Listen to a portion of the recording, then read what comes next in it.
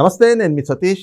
ఎట్టకేలకు తిరుమల లడ్డు ప్రసాదానికి సంబంధించినటువంటి కల్తీ నెయ్యి వ్యవహారంలో సుప్రీంకోర్టులో ఈ రోజున ఒక కీలక పరిణామం చోటు చేసుకుంది. మరి దీని విచారణ పైన కూడా సుప్రీంకోర్టు ఒక సంచలనమైనటువంటి తీర్పునైతే ఇచ్చినటువంటి పరిస్థితి. ప్రధానంగా 5 అధికారులతో కూడినటువంటి సిట్ ఏర్పాటు, అందులో 2 సిబిఐ అధికారులు, 2 రాష్ట్ర ప్రభుత్వం అంటే ఆంధ్రప్రదేశ్ ప్రభుత్వానికి సంబంధించినటువంటి పోలీస్ అధికారులు, వారితో పాటుగా food safety and security authority of ఇండియాకి FSSAIకి సంబంధించినటువంటి ఒక నిపుణుల్ని, వీళ్ళందరినీ కూడా పెట్టి మరి ఈ సిట్ని సిబిఐ మానిటర్ చేస్తుంది అనేటువంటి ఒక తీర్పుని ఏదైతే ఇచ్చిందో దానిపైన మరి వైసీపీ చేస్తున్నటువంటి ప్రకటనలు కావచ్చు, లేదంటే ముఖ్యమంత్రి జగన్మోహన్ రెడ్డి కూడా మరి మీడియా సమావేశం పెట్టి స్పందించినటువంటి తీరు ఎలా ఉంది, మరి వాళ్ళు చెప్తున్నటువంటి వ్యాఖ్యల్ని ఎలా అర్థం చేసుకోవాలి, అసలు ఈ సిట్ ఎవరికి అనుకూలంగా ఉంది, మరి ఇది కూటమి ప్రభుత్వానికి అనుకూలమా వ్యతిరేకమైనటువంటి తీర్పా అనేటువంటి అంశాలు మనతో చర్చించేందుకు తెలుగుదేశం పార్టీ జాతీయ అధికార ప్రతినిధి ప్రొఫెసర్ జ్యోత్స్న గారు ఉన్నారు. మేడం నమస్తే. నమస్తే అండి. మేడం, ఈరోజు వచ్చినటువంటి తీర్పు, మీరు ప్రశ్న అడగడానికన్నా ముందరే మీకు కంగ్రాచులేషన్స్ చెప్తున్నా. ఎందుకంటే గత 5 సంవత్సరాల్లో ఎప్పుడూ కూడా మీకు జగన్మోహన్ రెడ్డి ప్రెస్ మీట్ చూసేటువంటి ఒక భాగ్యం కలగలేదనుకుంటా జర్నలిస్టులుగా.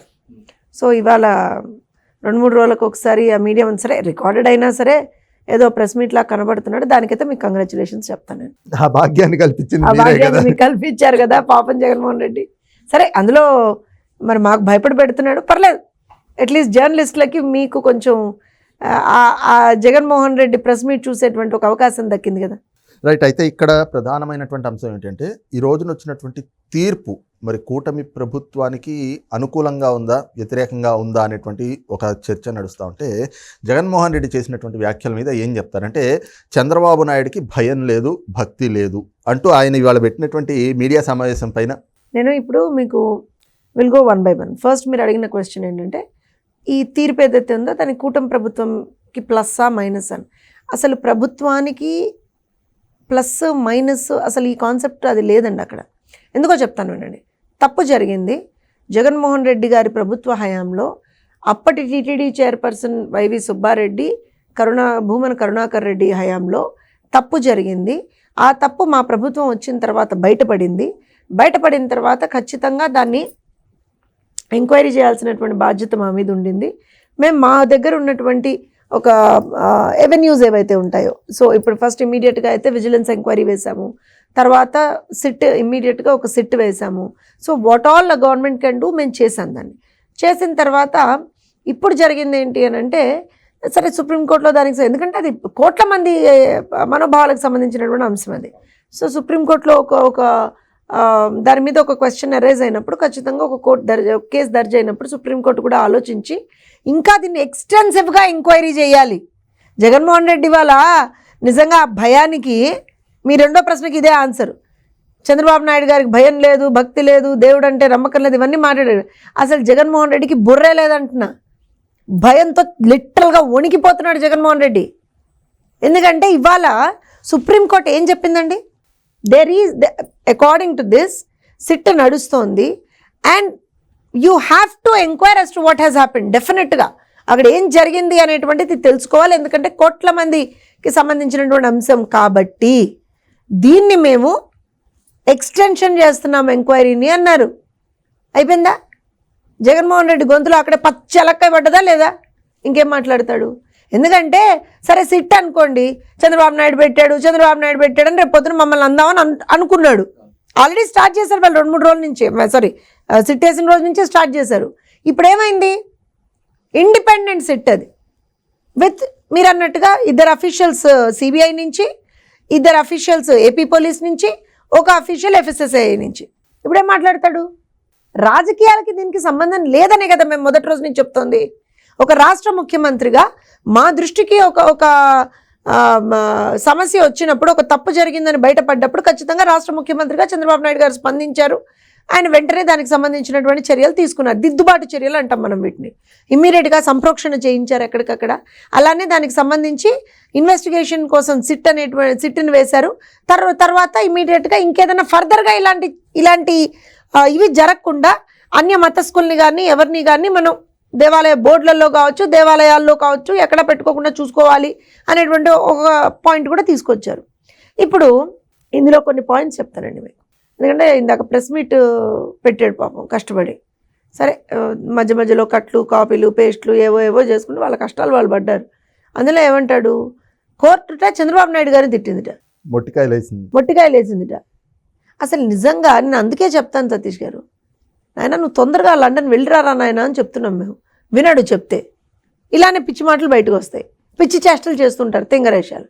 ఇక్కడ విషయం ఏంటి తెలుసా మీకు, వైవి సుబ్బారెడ్డి ఆంధ్రప్రదేశ్ రాష్ట్ర హైకోర్టులో నా మీద ఏదైతే విజిలెన్స్ ఎంక్వైరీ ఆర్డర్ అయిందో, అంటే ఆ టైంలో జరిగినటువంటి వాటి మీద విజిలెన్స్ ఎంక్వైరీ ఆర్డర్ అయింది కదా, ఆ రిపోర్ట్ ఏదైతే ఇవాళ బయట, అది రిపోర్ట్ కూడా కాదండి, ల్యాబ్ రిపోర్ట్ బయటకు వస్తే దానికే భయపడిపోయి అవన్నీ కూడా స్టాల్ చేసేయండి, ఆపేయండి అని ఒక మాజీ తిరుమల తిరుపతి దేవస్థాన చైర్పర్సన్గా,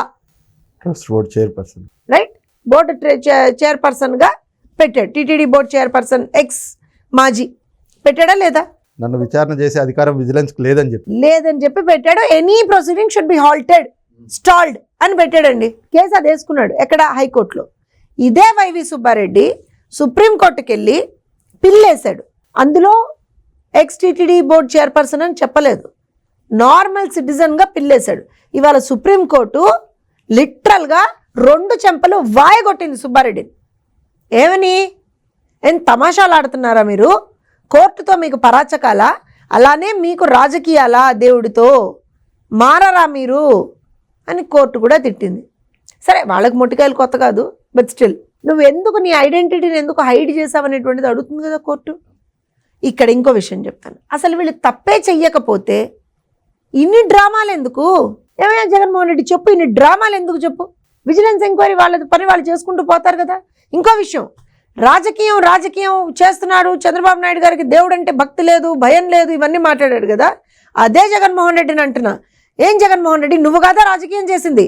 చంద్రబాబు నాయుడు గారి ఇష్యూ బయటకు వచ్చిన తర్వాత దానికి సంబంధించినటువంటి ప్రతి ఒక్కది కూలంకుషంగా తెలుసుకున్న తర్వాత ఒక రాష్ట్ర ముఖ్యమంత్రిగా ప్రజల ముందర బాధ్యతాయుతంగా ఒక పాయింట్ని పుటప్ చేసి, అయినా మీరు భయపడాల్సినటువంటి అవసరం లేదు, అన్ని దిద్దుబాటు చర్యలు తీసుకున్నాం మేము, స్వామివారికి ఇప్పుడు ఏ అపచారం జరగట్లేదు, మీరు ప్రశాంతంగా వెళ్ళి స్వామివారిని దర్శించుకోవచ్చు, బ్రహ్మాండమైనటువంటి ఒక ప్రసాదం మీకు అవైలబుల్గా ఉంది అని చంద్రబాబు నాయుడు గారు ఒక భరోసాను కల్పించారు.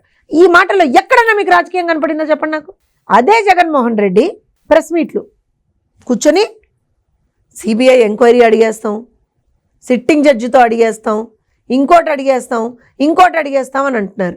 ఇదే జగన్మోహన్ రెడ్డి ప్రధానమంత్రి గారికి ఒక లెటర్ రాశారు, 8 పేజీలు 9 పేజీలు లెటర్ రాశారు. అందులో ఎక్కడా కూడా సిబిఐ ఎంక్వైరీ గురించి అడగలేదండి వీళ్ళు, ఎక్కడా కూడా అసలు ప్రాపర్ ఇన్వెస్టిగేషన్ గురించి అడగలేదు వీళ్ళు ప్రాపర్గా. అదే వైవి సుబ్బారెడ్డి ఎవరైతే బయటకు వచ్చి మీరు సిబిఐ ఎంక్వైరీ ఇచ్చేయండి అంటున్నాడు కదా, మరి నువ్వు పిల్లేసావు కదా, అందులో అడిగావా సుబ్బారెడ్డి? నువ్వు అడిగావా? అంటే రాజకీయం ఎవరు చేస్తున్నారు? ప్రజల ముందరకు వచ్చేమో ప్రెస్ మీట్ల ముందర, వాళ్ళ సోషల్ మీడియాలోనేమో సిబిఐ ఎంక్వైరీ చేయండి, ఇంకోటి వేయండి అని చెప్పి ప్రజల్ని రెచ్చగొడుతున్నారు, వీళ్ళు రాజకీయం చేస్తున్నారు. అదే మరి కోర్టులలోనూ హయ్యర్ అఫీషియల్స్ దగ్గరికి వెళ్ళేటప్పుడు మాత్రం ఏమడగరు. అంటే కేవలం ఇవాల్టి రోజున తిరుమల అంశాన్ని అడ్డం పెట్టుకొని ఒక దుర్మార్గమైనటువంటి రాజకీయం చేద్దామని జగన్మోహన్ రెడ్డి ప్రయత్నిస్తున్నాడు. ఊరుకునేటువంటి ప్రసక్తి లేదని కోర్టే చెప్పిందిగా. ఇప్పుడు మాట్లాడమనండి, నేను ఇప్పుడు చెప్తున్నా, ఇప్పుడు మాట్లాడవా జగన్మోహన్ రెడ్డి, నువ్వు మాట్లాడు. ఎస్, ఇండిపెండెంట్ సెట్ పడింది, వణికిపోతున్నావు నువ్వు. ఎందుకంటే తప్పు చేశారు, వైవి సుబ్బారెడ్డి టైంలోనే తప్పు జరిగింది, భూమన కరుణాకర్ రెడ్డి టైంలో వాటికి సంబంధించినటువంటి ఇంప్లిమెంటేషన్ స్టార్ట్ అయిపోయింది. ఎలా ఇప్పుడు? అయితే ఇక్కడ జగన్మోహన్ రెడ్డి కొంచెం తెలియగలవాడండి.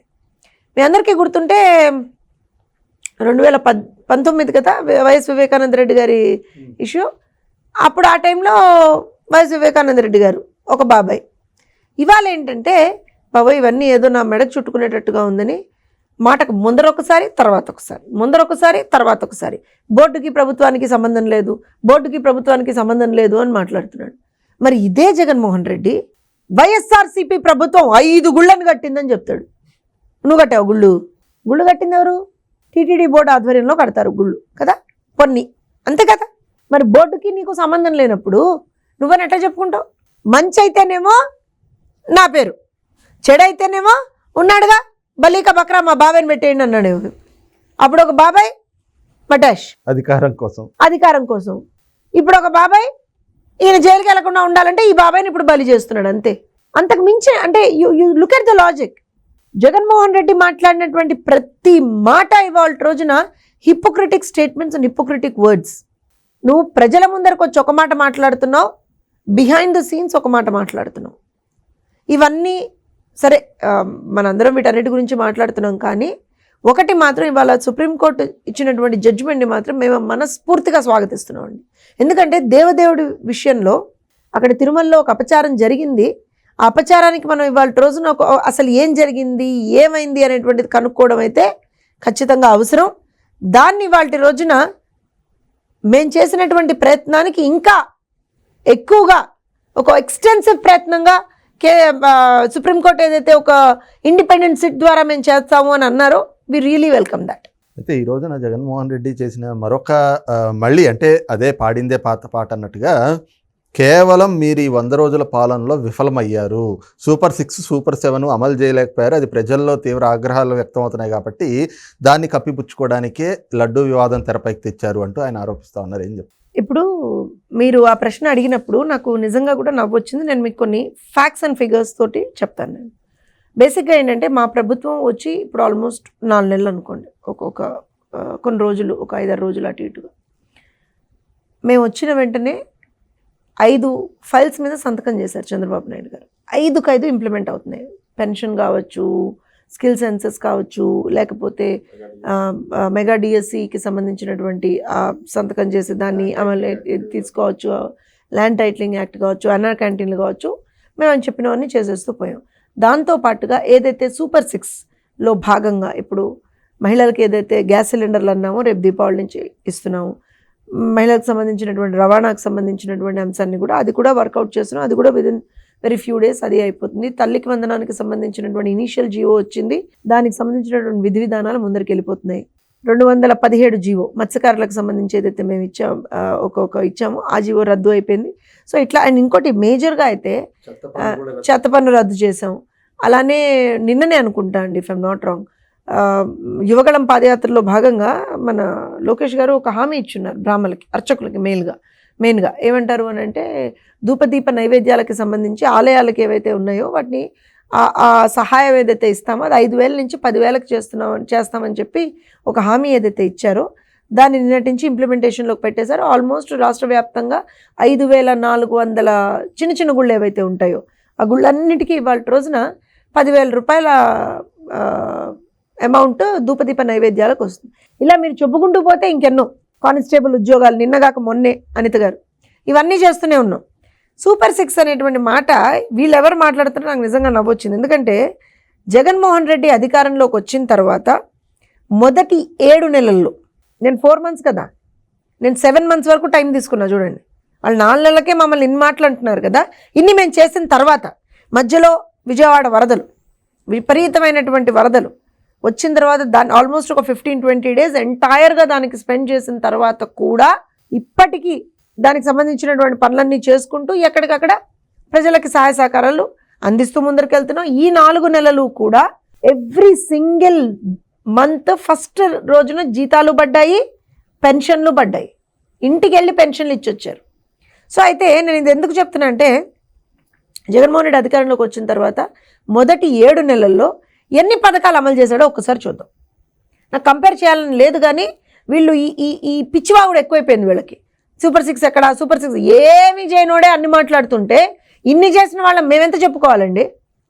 మేము చేసింది చెప్పా ఇప్పటివరకు, మీకు వాళ్ళు చెయ్యంది కూడా చెప్తా. 12/6/2019 రాజన్న బడిబాట అని మొదలు పెడతానని చెప్పాడు. మొదటి 7 నెలలు కనీసం ప్రకటన మాత్రమే విడుదల చేశాడు తప్పించి ఏమీ చెల్ల. అలానే 8 జూలై 2019, అంటే ఇవన్నీ ఆయన అధికారంలోకి వచ్చిన తర్వాత చెప్తున్నాను నేను, వైఎస్ఆర్ రైతు దినోత్సవం అన్నాడు. 2వ నెలలో చేశాడు ఇది హామీ, ప్రకటన మాత్రమే, ఏం విడుదల చేయలే. అదే రోజున వైఎస్ఆర్ పెన్షన్ కానుక అన్నాడు. ఏం చేశాడు? 250 రూపాయలు పెంచాడు. యాక్చువల్గా ఇచ్చిన హామీ ఏంటి? 1000 రూపాయలు పెంచుతా అని చెప్పాడు. పెంచుకుంటూ పోతా అన్నాడు కదా 1000 రూపాయలు, 250 రూపాయలు చేశాడు. తర్వాత 6/9/2019 బియ్యం పంపిణీ చేస్తామన్నాడు. అంటే 4వ నెల ఏం చేశాడు అప్పుడు? ఎన్నికల్లో సన్న బియ్యం అన్న ఇచ్చినటువంటి మాటని ఆ హామీని తప్పేశాడు. సన్న బియ్యం ఇవ్వాల. సన్న బియ్యం సన్నాసులు చాలామంది మాట్లాడారు. 9/9/2019 వాహన మిత్ర పథకానికి మార్గదర్శకాలు జారీ చేశారు. ఎప్పుడు? సెప్టెంబర్ 9వ తారీఖున. అది కేవలం సాక్షిలో మాత్రమే ప్రకటన చేశాడు, ఇంకెక్కడా చేయలే.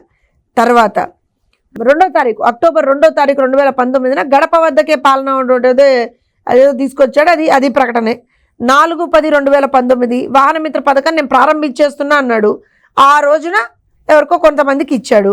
అలానే వైఎస్ఆర్ కంటి వెలుగు అనేది ఒక ప్రారంభం చేశాడు, దాన్ని ముందరికి తీసుకెళ్ళా.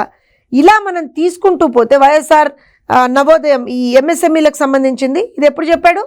అక్టోబర్లో చెప్పాడు, ఏమీ కాల.